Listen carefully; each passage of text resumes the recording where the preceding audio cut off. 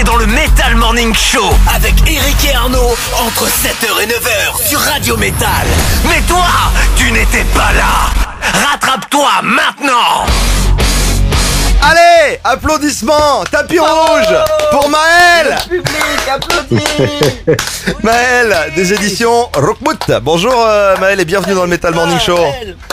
Bonjour à vous et merci pour l'invite. Avec grand plaisir, merci de partager ce moment avec nous ce matin pour parler des éditions Rockmout et puis de cette BD. Donc nous on en parle depuis quelques jours déjà dans le Metal Morning Show. Une BD qui prend son décor, son cadre au Hellfest qui s'appelle Hellfest Metal Vortex. Mais avant de parler de la BD, déjà Maël, est-ce que tu peux nous parler un peu des éditions Rockmout qui sont derrière ce projet? Alors oui, nous on est une petite structure, une petite maison d'édition indépendante, on est basé à Nantes, on existe depuis 6 ans et on défend une ligne éditoriale tournée autour de l'humour. Donc on essaie de le travailler un peu sous toutes ses formes, en bande dessinée, en recueil de dessins, parodie, détournement, etc. Pour les petits et les grands. Et puis là l'idée c'était justement de proposer à Ben Barbeau et à l'équipe d'Hellfest Productions de créer en fait une collection BD qui prenne en héros principal le Hellfest, avec cet angle de l'humour qui est notre spécialité. Alors, donc c'est vous qui contactez Ben Barbeau et Ben Barbeau au début, qu'est-ce qu'il comprend le projet, il trouve que c'est une bonne idée ou au début il dit que vous me faites chier à côté de cette histoire de BD, j'ai autre chose à foutre là. Ça fait 2 ans que je peux pas faire de Hellfest, j'ai une double édition, Ben Barbeau, lâchez-moi la grappe. Est un mec assez sollicité.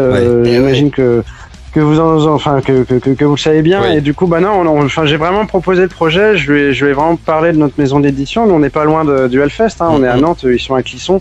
Donc, je sais qu'après, Ben Barbeau aime beaucoup aussi travailler en local. Et c'est une valeur aussi que nous on défend parce que même c'est l'imprimerie par exemple Paulina à Luçon qui imprime tous nos albums. Donc nous aussi, on a cette même éthique en fait de travail local et faire en sorte que notre projet de retomber local, quoi.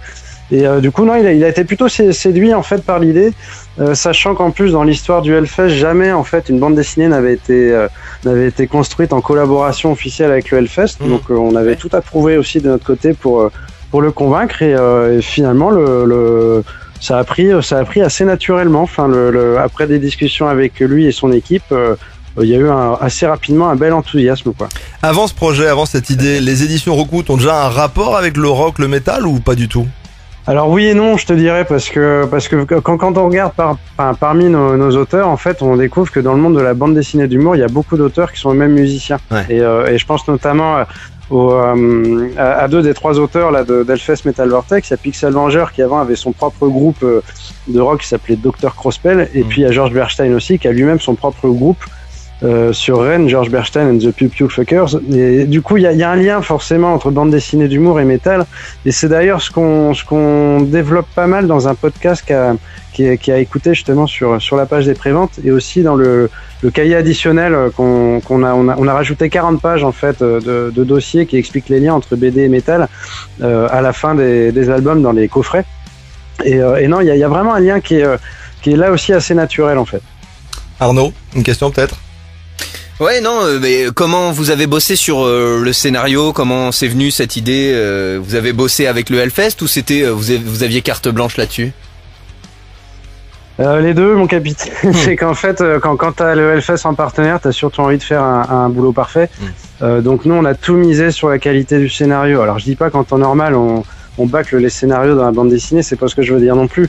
Mais en tout cas là, on a fait comme les meilleures séries télé en fait. On a d'abord réuni les scénaristes et après on a pensé aux dessinateurs. Alors des fois par contre ça se passe pas dans ce sens-là. Et c'est pour ça qu'on a réuni d'un côté un journaliste avec Fabrice Audessin qui a déjà couvert 3 Hellfest en tant que journaliste.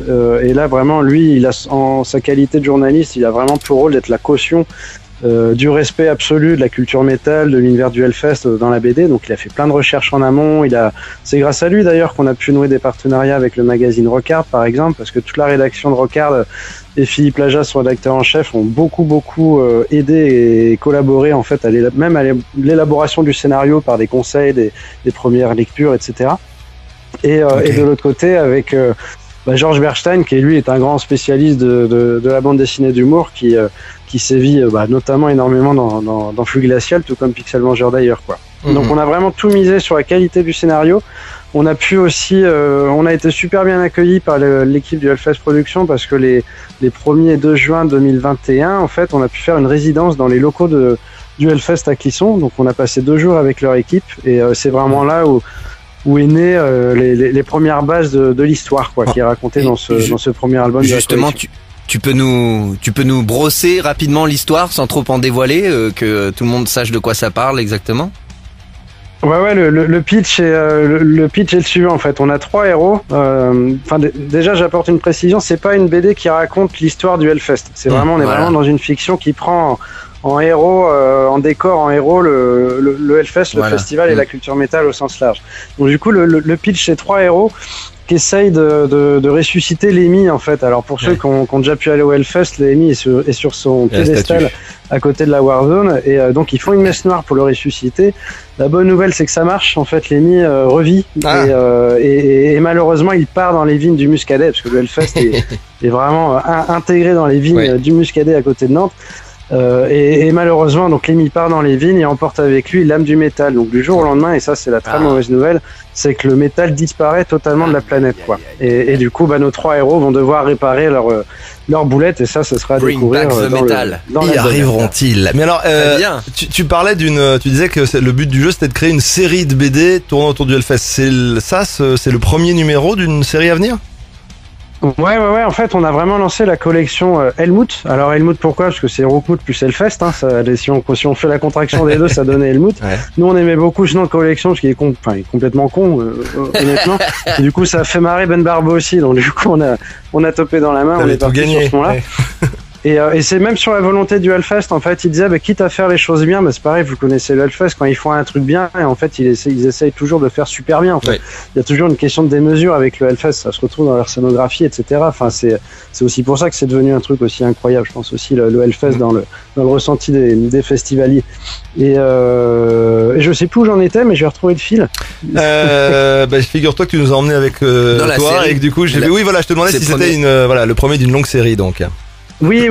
En fait, c'est vraiment sur la volonté de l'équipe d'Hellfest Productions de partir sur une collection. Et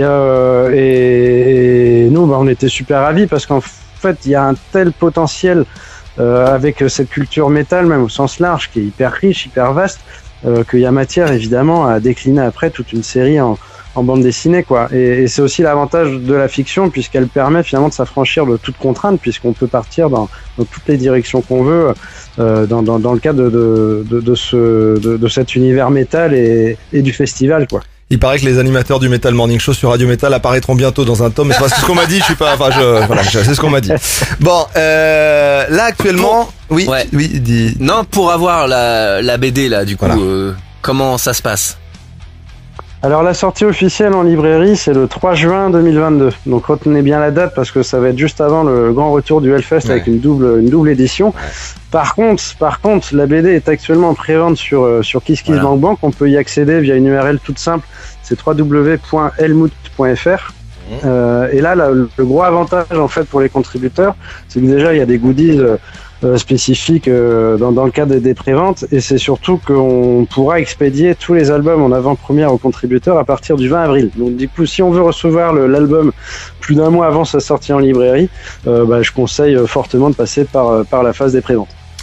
En plus, et ça on en parlait un petit peu en antenne avant d'arriver là dans l'émission, vous c'est vachement important d'avoir de l'argent un petit peu avant parce qu'il y a énormément d'investissements. On rappelle que les éditions Rockmut c'est une maison d'édition indépendante, qui a pas forcément, donc qui roule pas sur l'or. Donc du coup c'est vachement important pour celles et ceux qui veulent la BD, qui mettent l'argent un petit peu avant, quoi. Oui, carrément, parce qu'en fait, même du point de vue du modèle économique de la maison d'édition, on est à ce jour toujours la seule maison d'édition en France qui a intégré vraiment le recours systématique aux préventes. C'est-à-dire que chacun de nos livres, en fait, passe d'abord par une phase de prévente avant de sortir en librairie. Et c'est un modèle qu'on défend parce qu'on trouve qu'il est bien, ça crée une communauté aussi autour des albums, ça permet de lancer du bouche à oreille aussi avant que l'album soit disponible. Donc on défend ça. Mais là, sur ce projet-là, et effectivement, tu as raison de le souligner, c'est que pour une petite structure comme la nôtre, on est 2-3 salariés en équivalent temps plein, donc on n'est pas d'argot, ça c'est clair. Et par contre, l'investissement sur le lancement de cette collection, il est à notre échelle énorme, quoi. Donc plus on arrivera à faire une belle campagne de prévente, plus effectivement, clairement, ça permettra de mettre du beurre dans les épinards et puis d'arriver arriver à un équilibre financier. Parce que oui, effectivement, l'investissement, je peux pas donner de chiffres comme ça à l'antenne, mais d'habitude, on est sur des tirages de 1500 exemplaires sur nos nouveautés. Là, on est sur des tirages beaucoup plus élevés, et du coup, avec des investissements bien plus importants. Et puis même pour compléter tout ça, justement, on a fait un gros travail de documentation, parce qu'il y a un vidéaste, un reporter radio qui nous suivent depuis les premiers jours en fait de la création de ce projet-là. Donc ils étaient même là à la résidence au Hellfest début juin. Et donc on a des dépenses forcément additionnelles aussi, parce que on bichonne ce projet, on a bichonné ce projet au maximum, quoi. Et on supporte la scène métal en allant précommander. Dès maintenant, de toute façon, nous on redonnera toutes les infos aussi sur le Facebook, et on va suivre le projet, et on va vous suivre là-dessus. Tu tapes de toute façon Hellfest Metal Vortex dans un moteur de recherche, tu tombes directement sur le Kiss Kiss Bang Bang déjà, donc comme ça te permet de mettre la main au portefeuille tout de suite, hein, voilà. Et puis préféré Kiss Kiss Bang Bang qu'Amazon. Ouais, voilà. Ah oui, bah oui. Je l'ai sous les yeux, c'est seulement le 3e résultat. Minable. Jeff Bezos, ça va, si c'est pour qu'il achète des fusées pour partir dans l'espace, c'est bon. Hein. Bon, en 2 mots, qu'est-ce qu'il y a d'autre comme projet là en ce moment, comme album qui sortent ou vont sortir pour les éditions Rockmout? Alors, je t'avouerais que là, j'ai la tête dans le guidon, et qu'on est quand même, et on a quasiment 100% de notre faculté de concentration qui est vraiment dirigée vers ce projet-là, parce que c'est un projet qui est magnifique et qui mérite toute notre attention, quoi. Donc c'est vrai que pour le moment on est à fond les ballons sur Hellfest Metal Vortex, et puis quand la grosse période active sera passée, on pourra se repencher du coup à nouveau sur les autres projets qu'on a en parallèle, quoi. Mais c'est vrai que pour le moment c'est le gros projet du moment. Bon, toi qui nous écoutes, tu vas suivre aussi les éditions Rockmout sur les réseaux sociaux. Merci d'avance pour eux et pour toi aussi. Merci beaucoup Maël, en tout cas d'être venu nous parler de ce projet.